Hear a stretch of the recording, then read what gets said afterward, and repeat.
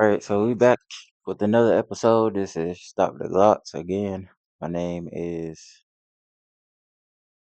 Zero for today, and let's see. Right now, we watching a video saying parents discovered their son as a wanted killer. Okay, so I'm gonna see what's up with this. I had some people send this in to me. No, I'm just playing. Nobody sent it in to me. I'm just a new YouTuber, and let's go. Can y'all hear it? You can't hear it now.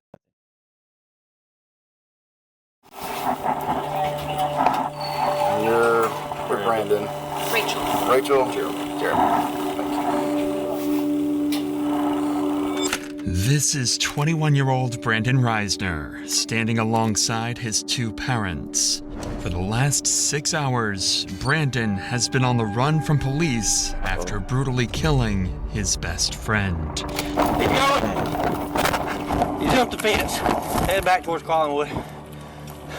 And as Brandon's parents learn their son is an alleged killer, all they can do is pray as they patiently wait for their son's fate. Rachel, Jeremy, if y'all can have a seat out here. Would you like to talk in private?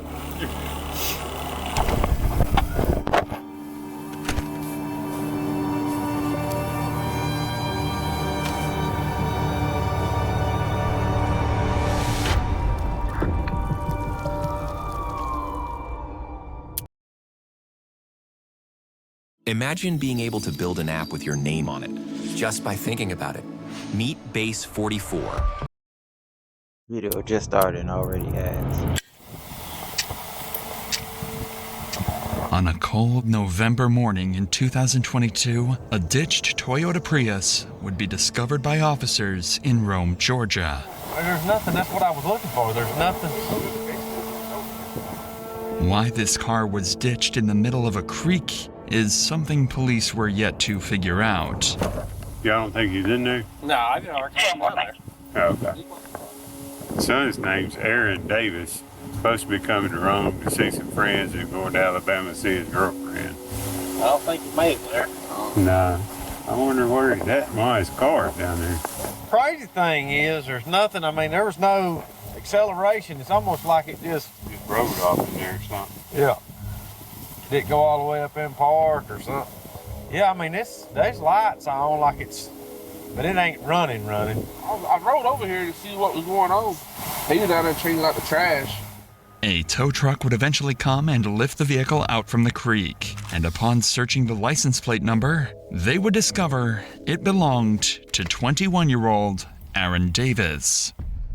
Luckily, the town of Rome, Georgia is relatively small, and officers were already familiar with the name. Where is Rome, Georgia at anyway? I never heard of that. So, Lieutenant Sailors would give Aaron's father a call a few minutes later. Then I gotta go up to visit his girlfriend in Alabama after that. Okay. Yeah, can you see if you maybe can get a hold of him and check in with him, see where his car's supposed to be? So you just found the car abandoned there? Yeah, it's actually off in a little ditch. We're in the process of getting it out. I don't think there's anybody in it right now. Aaron's car being ditched is just as much of a mystery to his father as it is for the police. However, he did have some useful details he was able to give the lieutenant following this call. The night prior to this footage, Aaron went to visit his longtime friend, Brandon Reisner. The two had been friends since middle school, and their friendship continued all the way through college. Aaron had just recently graduated from Brigham Young University, so his over 60-mile travel to visit Brandon was meant to celebrate the new start to adulthood. But ever since Aaron had left for Brandon's house, nobody had heard from him, and his phone would go straight to voicemail. All of these strange mysteries would lead Aaron's father to file a missing persons report, and an investigation to find Aaron would officially begin. First, and most obviously, police would give Brandon Reisner a call, as he was supposedly the last person to have been in contact with Aaron. Hey, I'm Lieutenant Sailors, Rome Police. You doing all right today? Yes, I am. I'm looking for my friend right now. Yeah, that's what I was Go, calling Bubba. about. You hadn't heard from him? I have not. I've tried calling him, and it's just gone straight to voicemail. And I heard he was at Heritage Park, so that's where I'm at right now. So I'm looking around. Do you guys know where the car was? Yeah, it was in a ditch over there. When's the last time you saw Aaron? I saw him last night. About what time? Well, we started drinking around like 12, Uh-huh. noon. He started throwing up pretty bad. He told me to leave him alone. I guess I woke up around like 1 or 2 a.m. Uh-huh. And that's when I saw that his car was gone. All right. Well, if y'all hear from him, let us know, okay? Yeah, thank you for the help, sir. All right. Bye-bye. Brandon's story made complete sense, and he even claimed to be actively looking for Aaron at the time of the phone call, as any good friend would do. It seemed like Brandon was clearly the person they needed to speak to further in order to get to the bottom of Aaron's disappearance. So Well, a he few pretty hours much later, they showed said he up was there. unannounced at Brandon's house to get more answers about what happened the night before, this time face to face. Hey, what's going on? I'm Officer Grant with the Rome Police Department. We're following up on all this. Can you walk me through what's going on? Just make sure we're all on the same page. We started drinking Yeah. around 12 yesterday. Yeah, it's you and Aaron, right? Yeah, me and Aaron. Okay. Anyone else with you guys? And we went to some bars, and I had bought some red wine. Yeah. And came back here, started drinking red wine. He doesn't drink too often, so Yeah. he had gone upstairs and was just puking everywhere to the toilet. It was like standing up and puking for some reason. I went downstairs and he told me that he doesn't need any help. I went downstairs, dropped a bottle, cut my pinky, and I went to the urgent care this morning, took a shower, went to bed. Okay. And then woke He up went to the urgent care. 1 to 2 a.m. and his car was gone. Despite Brandon's strange demeanor, Aaron's actions last night connect with the ditched car and lack of response for the last 12 hours. If Aaron was a light drinker and got heavily intoxicated, who knows what he could have done while completely by himself. So, how long have you and Aaron been friends? We met when I was in 5th grade. Okay. And then we became more like close friends, I'd say, like around freshman year. We're still trying to find him. I don't know. You know, he may just be staying at a hotel, sleeping off whatever happened last night. Yeah. It doesn't necessarily mean he's in danger or anything like that. You have any problem with us checking inside the house? Oh, dude. No problem at all? No ferocious iguanas or anything? You never So did know, they- man. People. Did they find the car and not find the body? I don't know. When I'm doing these videos, I really don't be paying attention to the video. I don't know why I can't. But I don't know. I guess because I got one headphone on, one off. It's like I'm listening to the background noise too. But they found his car, but I'm not sure they found the body or they just saying this because they don't want to let him know that his friend is dead. You know what I'm saying? Because they think he's a suspect. People have all kinds of pets.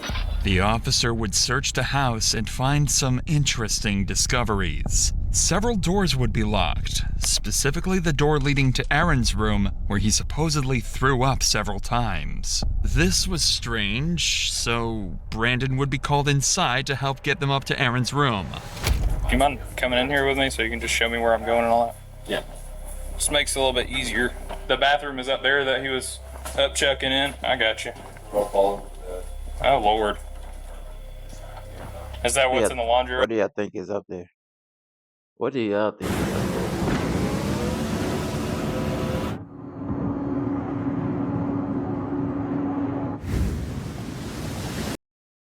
Right now, I guess.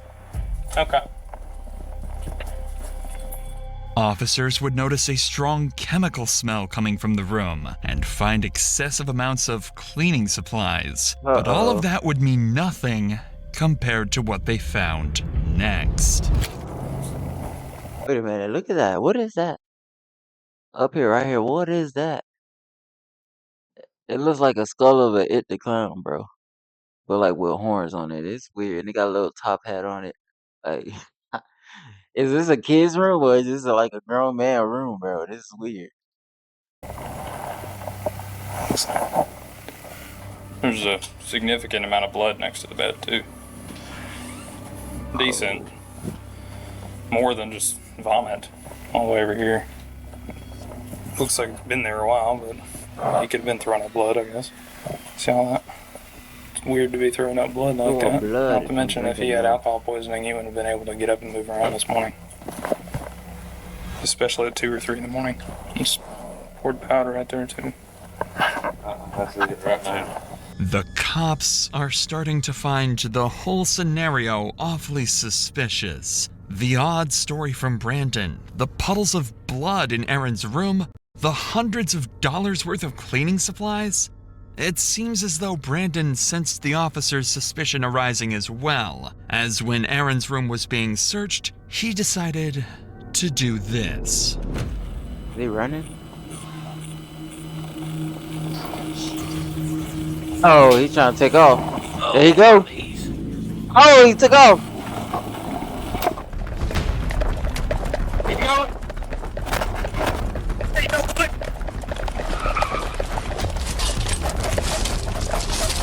Man, I ain't gonna lie, that cop is fast.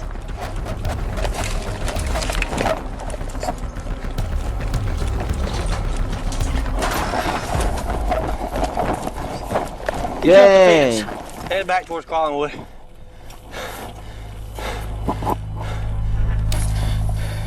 Somewhere between LaPorte and Eastside, gotta be in these houses. Go up to the house, get in the backyard. I really wonder how heavy is the police 1043 suspect.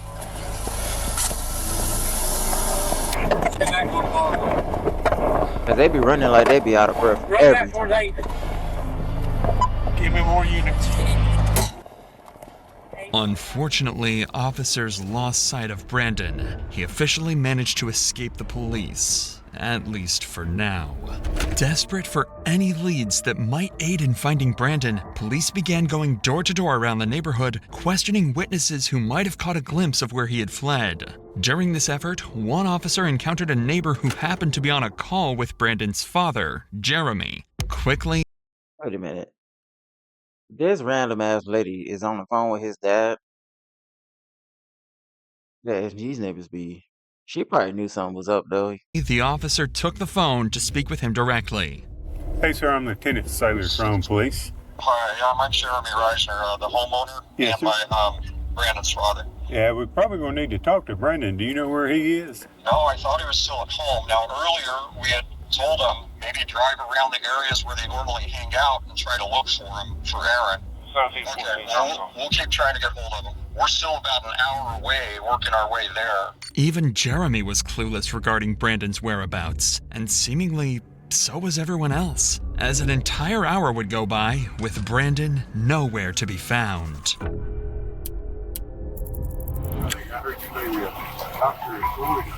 I am. Okay. This is Mom. Sorry, I realize you might not be able to answer this question. Probably don't know the answer, but I'll try. Is there suspicion that Brandon was involved in what, hurting Aaron or something? There's suspicion that something happened in the home. Beyond getting drunk and throwing up? Well, we don't know. They're lifelong friends. We called back after the boy's mom called us. We called back and said, when did you last see Aaron? He says, I guess he left during the night. And that's all we did. He went to look for him where the car was reported. Yes. The powers that be have our number? Yes, sir. Yes. Yeah. Mm-hmm. While trying his best to assist the police with the investigation, Jeremy would return to his house, where he discovered Brandon's phone. Up until that point, Jeremy had been doing everything he could to help the police track down his son. However, after finding the phone, his cooperation came to a sudden stop. He refused to hand the phone over, leaving police to wonder, had he seen something on it? Or was he hiding something far more unsettling? But before we get to that, Jeremy is not alone in facing a tragedy. Unfortunately, it can happen to any of us. Take Yvette seriously. Morgan will. Turns out you should never sue the driver who crashed into you after a car accident. There's a much better way you could get paid a way bigger check without suing. The dad knows probably. Do it all for free. In just the past few months, it's worth $12 million, 40 times more worth millions. by visiting out in the description. Let's get back to Jeremy, who would go on to discover Brandon's phone while searching around the house. This was a huge discovery for the investigation, as it could help trace where Brandon could have gone off to. But unfortunately, Jeremy was unwilling to give up the phone to cops until he could better understand the situation. After all, Brandon is his son, and he is innocent until proven guilty. So giving up the phone could be a tragic mistake. Again, hours go by with no further leads or clues as to where Brandon went. What Jeremy managed And he took off, bro. Like, they ain't see him after that. He ain't even have no shoes on, I don't think. Where the hell did he go? to find on Brandon's phone during this period will forever remain a mystery. However, when police spoke to him again, his demeanor would shift dramatically. What's the status? All right, so first of all, I understand you found his cell phone. That's right. You want to turn that over to us? Maybe. Okay. I do. My gut says yes, but at the same time, I mean, I don't know. We'll probably need to go through it and see at least maybe where he's been today. There is a significant amount of blood in that upstairs bedroom on the carpet.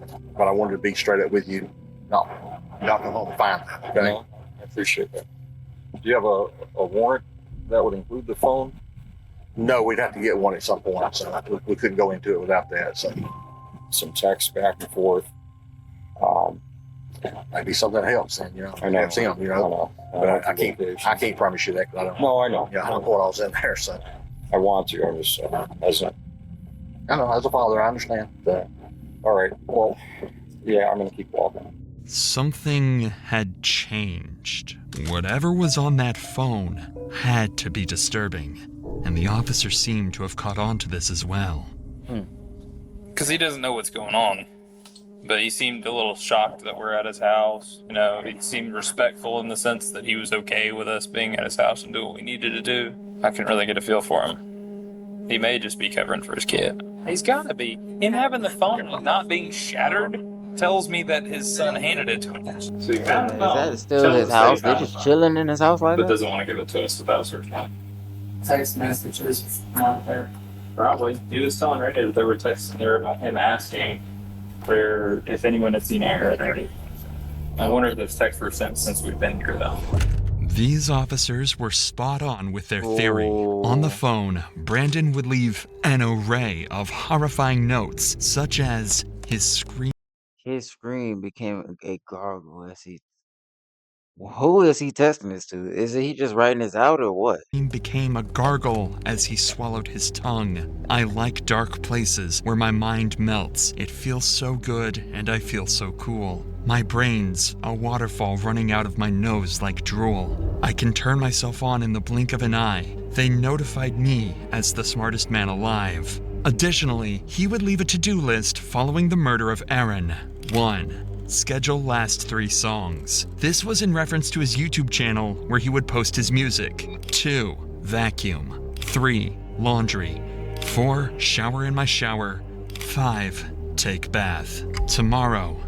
1. Text Rachel that Aaron threw up horribly. I think there was some blood in it. 2. I woke up and he was gone. Whether or not these exact messages were what alarmed Jeremy is unknown. But something on that phone made it clear to him that Brandon had killed Aaron.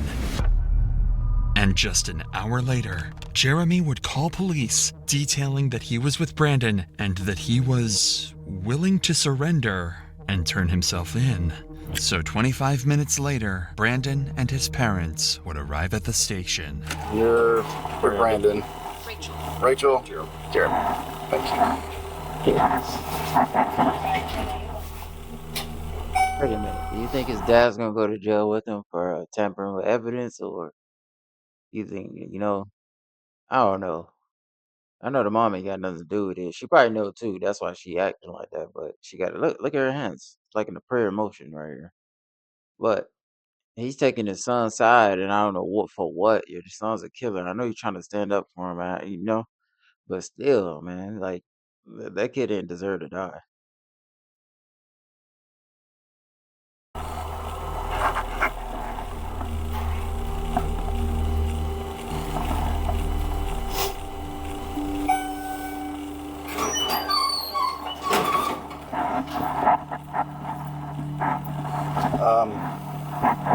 Rachel, Jeremy, if y'all can have a seat out here, I'm gonna take him back there and we'll talk, man. Would you like to talk in private? You need to send somebody out to find the body. Okay. I'll be right back out with you, okay?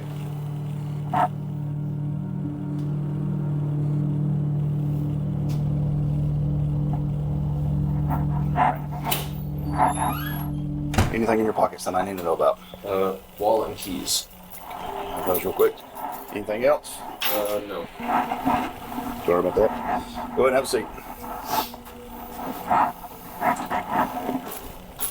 Now that Brandon was secured, the detective would sit him down to try and get a basic confession or any information that might ease the path to conviction. All right, like I was saying, I'm Detective York. I work here at the wrong PD, of course. Detective York, yep, that's me. So before we get started, got some paperwork you gotta fill out. The detective would start the interview by getting Brandon's basic information and contact addresses. So I'm gonna read you some stuff before we get started, okay? You have the right to remain silent. You have the right to talk to a lawyer for advice before you are asked questions and have him with you during questioning. I would like a lawyer. You would like a lawyer, okay? All right, sit tight for just a minute. Brandon was smart. He knows nothing he says in the interrogation room will go on to help him in court, so he decides to keep his mouth shut. While this is unfortunate for the detective, Brandon's parents are more than willing to have a discussion with him. So instead, he turns his attention over to them to try and get the information that he's looking for. Let me ask you something. Are they allowed to take any of this information here? You know, he set up a camera, right? Are they allowed to take information in a discussion like this and use it in court? Just like it is in an interrogation room, they say you can't use it, but somehow they use it.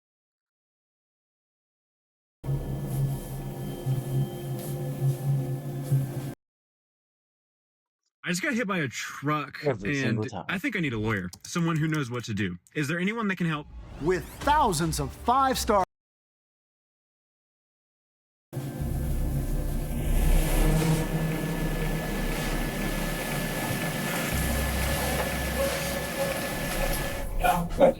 Thank you.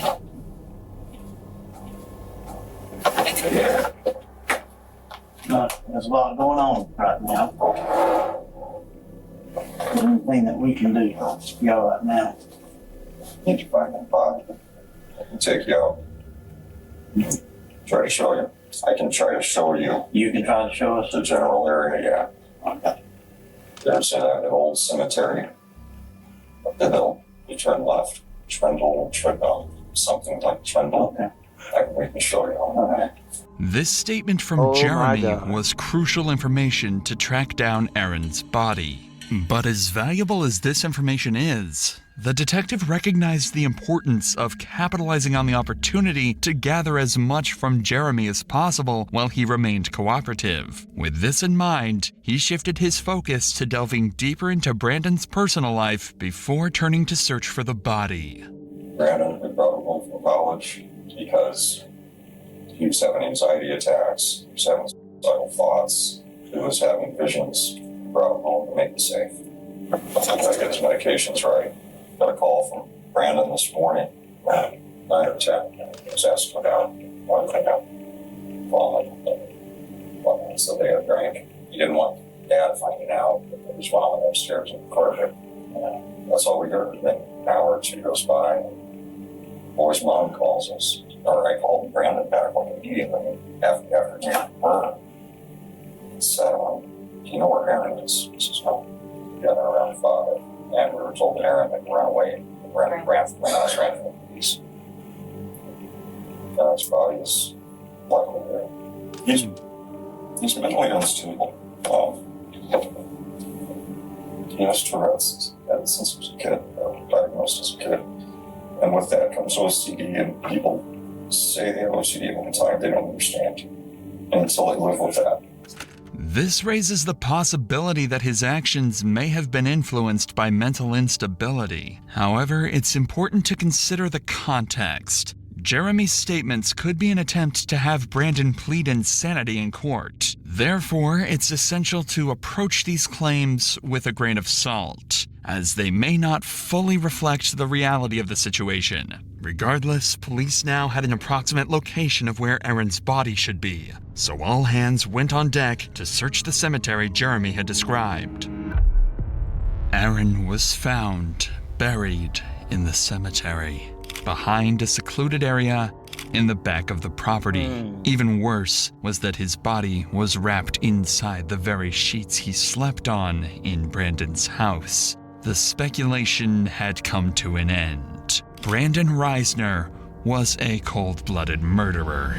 Right after this discovery, Brandon was placed under arrest for the murder of Aaron Davis and transported to the local prison. But the cops found his behavior very unconventional.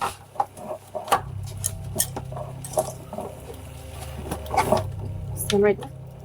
Come Go up to the counter, right? Let them follow their instructions. Well, I don't get it. Like he said I want a lawyer, and his parents just flat out just told him, like, was you having his back really, or was you just like, you know what I mean? I don't know. That's kind of weird that his dad would just straight up tell him, hey, this is where the body is, and his son probably told him most likely this is where it's at, and like if you need to, then tell him. But for the time being, like, I don't know. That's a situation I don't get. First, he was sticking up for him, and they turned around and flat out told the detective, I guess it wasn't on record of it, but still, that's hard proof. Even if they couldn't use that video, they found the body. This property. You got ID in here if you want. For me? No, we're talking to him. Oh. You got your ID in there. Oh, yeah. Officers stated that Brandon remained eerily calm while being transported and seemed completely unfazed by the entire situation. And while Brandon had been successfully captured and the case had seemingly came to a successful conclusion, officers had one tragic duty to complete before the end of the day: break the news to Aaron's parents that their son had been murdered. Many questions here. I don't know a whole lot because I'm not been here doing all the research. Be specifics.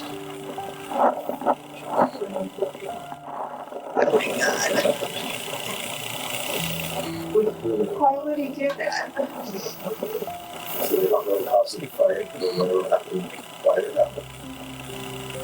Why you do that? We need my son. The family needs him. Oh my God. Aaron was a recent college graduate and a good kid with a bright future ahead of him. His sudden death is nothing short of an evil, horrifying act on Brandon's behalf. I mean, look at him, bro. It looked like he got something mentally wrong with him. Look at the words that he wrote. It's like he was passionate about it. He wrote like a poem about it.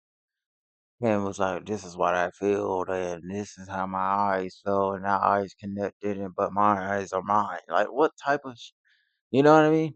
Weird people, bro, out here. That's why you gotta be careful, like, who you run into, bro. Some of these people are weirdos. I mean, even that slight, you could be perfect, right? You got one thing that's slightly off about you, and I will always question you every time. I will always look at you a certain way. And these type of people, like, they don't. What was your point of killing him, bro? Like, it don't make sense, bro. Now your whole life is gone. Matter of fact, forget your life. You shouldn't.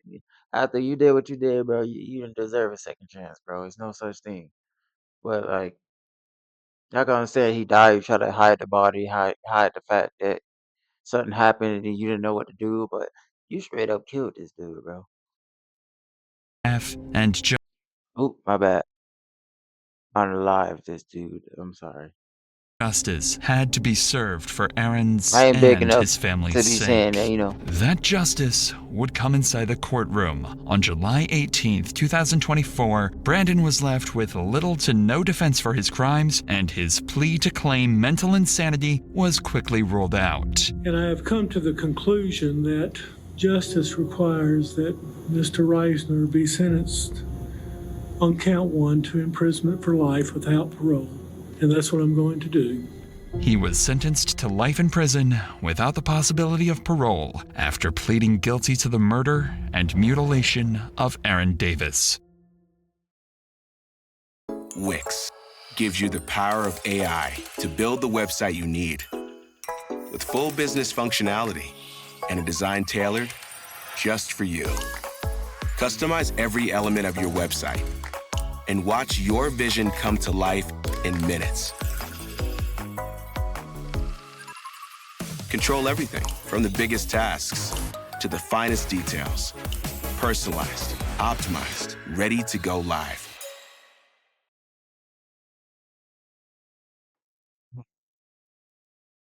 Okay, y'all. That's it for the video. Alright, if y'all thought that was something crazy, right? There's much more stuff that's going on in the world. You know? People are crazy nowadays, and they do whatever they want, and they do whatever they can, and they unaliving people, and they doing bad things. But what? That's another video. Sorry about that. Anyways, that's it for the video for today, y'all. And this is Stop the Glocks. I'll talk to y'all later. Bye bye.